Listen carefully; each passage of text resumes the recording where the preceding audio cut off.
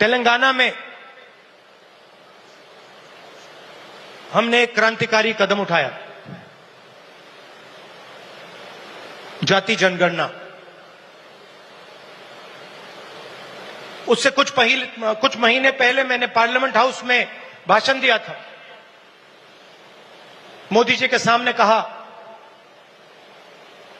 कि मोदी जी आप जाति जनगणना कराइए, देश को मालूम होना चाहिए इस देश में दलित कितने हैं,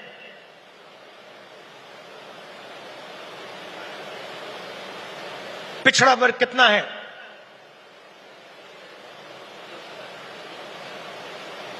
अति पिछड़ा कितना है, अति दलित कितने हैं, आदिवासी कितने हैं, माइनॉरिटीज कितने हैं, गरीब जनरल कास्ट के कितने लोग हैं।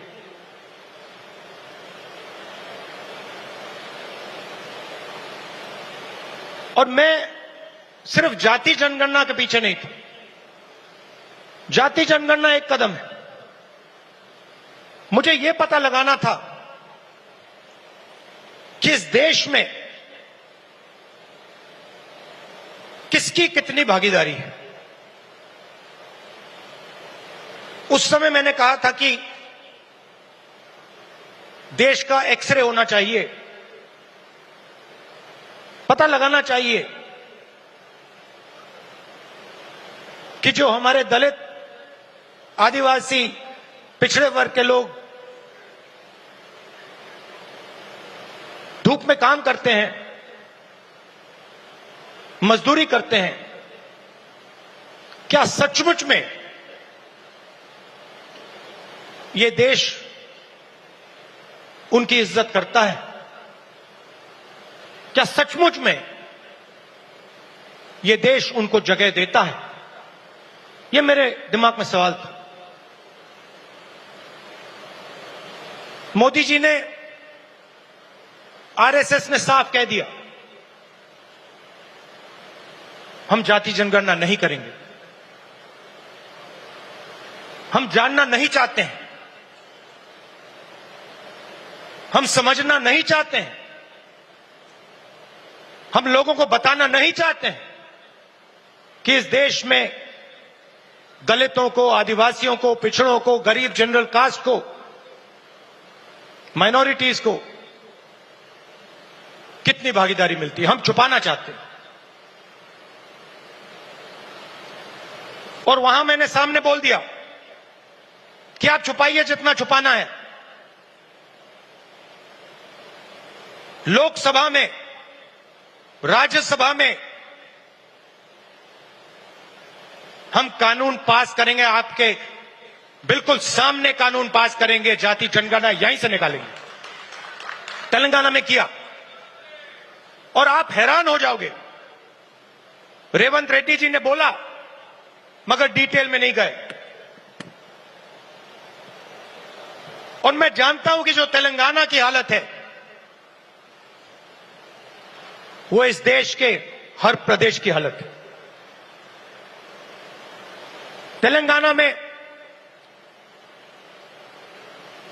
90% आबादी ओबीसी, अति पिछड़ा, दलित, अति दलित, माइनॉरिटी, आदिवासी।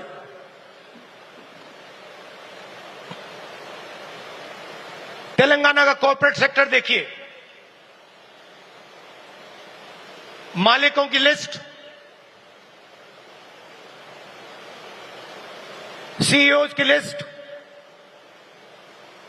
सीनियर मैनेजमेंट की लिस्ट, 90% में से आपको एक व्यक्ति नहीं मिलेगा।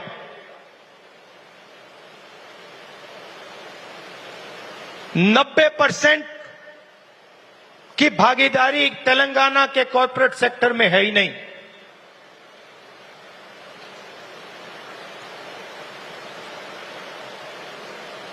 आजकल 21वीं सदी में मजदूर को गिग वर्कर कहा जाता है। वो घरों में खाना ले जाते हैं, घरों में खाना पकाते हैं, पिज्जा ले जाते हैं, अमेज़न की डिलीवरी ले जाते हैं, धूप में ले जाते हैं, सड़क पे मरते हैं। तेलंगाना में उनकी लिस्ट निकाली, सारे के सारे या ओबीसी या दलित या आदिवासी। अब तेलंगाना में जाति जनगणना ने एक बिल्कुल नया औजार दिया है। तेलंगाना में हम सचमुच में विकास का काम कर सकते हैं। तेलंगाना में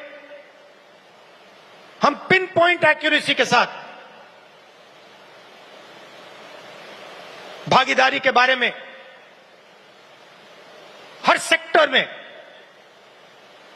आपको बता सकते हैं। और मैं खुश हुआ कि जाति जनगणना होने के एकदम बाद हमारे चीफ मिनिस्टर ने और हमारी टीम ने ओबीसी रिजर्वेशन को 42% तक पहुंचा दिया है।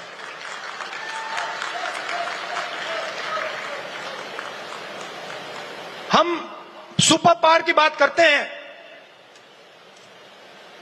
मगर जब धन की बात होती है, भागीदारी की बात होती है, कॉर्पोरेट इंडिया की बात होती है, चाहे प्राइवेट अस्पताल हो, प्राइवेट एजुकेशन सिस्टम हो, 90% उसमें है ही नहीं। मोदी जी 24 घंटा पिछले वर्ग की बात करते हैं, दलितों की बात करते हैं, आदिवासियों वनवासियों की बात करते हैं, वो उनको वनवासी कहते हैं। मगर जब उनकी भागीदारी का सवाल आता है, जब उनके पार्टिसिपेशन का सवाल आता है, तो बीजेपी के लोग बिल्कुल चुप हो जाते हैं। तो ये तेलंगाना ने एक क्रांतिकारी कदम उठाया है और पूरे देश को रास्ता दिखाया है। और मैं फिर से दोहरा के कह रहा हूं, इस स्टेज से आप सब के साथ कह रहा हूं कि 50% की जो दीवार है, इसको हम पूरे देश में तोड़ के परे कर देंगे। और जो शुरुआत हमने तेलंगाना में की है, वो ही हम दिल्ली में पूरे हिंदुस्तान के लिए करने जा रहे हैं। एससी एसटी सब प्लान की मैंने बात उठाई। क्रांतिकारी कानून लाए थे हम, इसको बीजेपी ने रद्द कर दिया है। एक के बाद एक हिंदुस्तान की सारी संस्थाओं पर यह आक्रमण कर रहे हैं। जहां भी आपको पहले दलितों को, पिछड़ों को, आदिवासियों को, गरीब जनरल कास्ट को जहां भी पहले जगह मिलती थी, वो सारे के सारे दरवाजे एक के बाद एक बंद कर रहे हैं। पहले हिंदुस्तान के हर जात के युवा सेना में जा सकते थे, पेंशन मिलती थी, शहीद का दर्जा मिलता था, एक्स सर्विसमैन स्टेटस मिलता था।